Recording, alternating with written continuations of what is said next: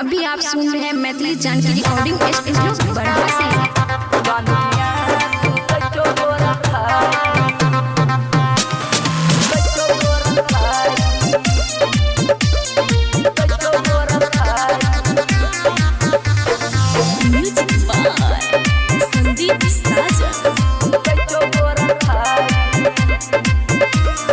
मायके हम नहीं जेबो ससुरारी, मायके हम नहीं जेबो ससुरारी।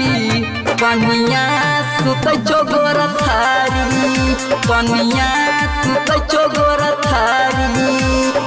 लगा बोलने घर के केवारी, लगा बोलने घर के केवारी।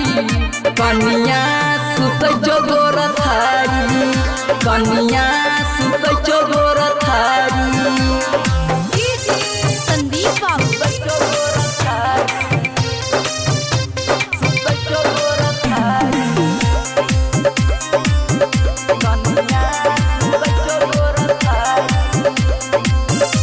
नहीं खाना बनाबो नहीं केकरो खियाबो, अपने तक खा के नहीं थरियो हटाबो। नहीं खाना बनाबो नहीं केकरो खियाबो, अपने तक खा के नहीं थरियो हटाबो। कहो रोजे रोजे धोइला थारी, कहो रोजे रोजे धोइला थारी। कनिया सुतै चोगोर थारी, कनिया सुतै चोगोर थारी। मायके हम नहीं जेबो ससुरारी, मायके हम नहीं जेबो ससुरारी।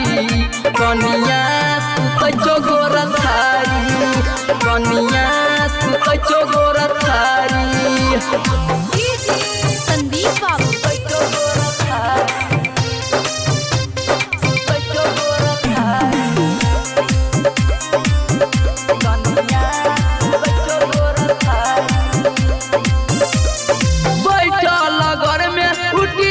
चलाबो आंगना घर में नहीं झाड़ू लगाबो,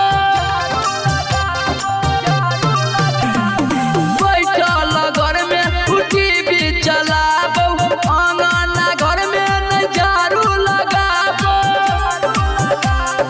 कहो रोजे रोजे धोइला सारी, कहो रोजे रोजे धोइला सारी। कनिया सुतै चोगोर थारी, कनिया सुतै चोगोर थारी। मायके हम नहीं जेबो ससुरारी, मायके हम नहीं जेबो ससुरारी। कनिया सुतै चोगोर थारी, कनिया सुतै चोगोर थारी। अभी आप सुन रहे हैं मैथिली जानकी रिकॉर्डिंग स्टूडियो बड़ा से।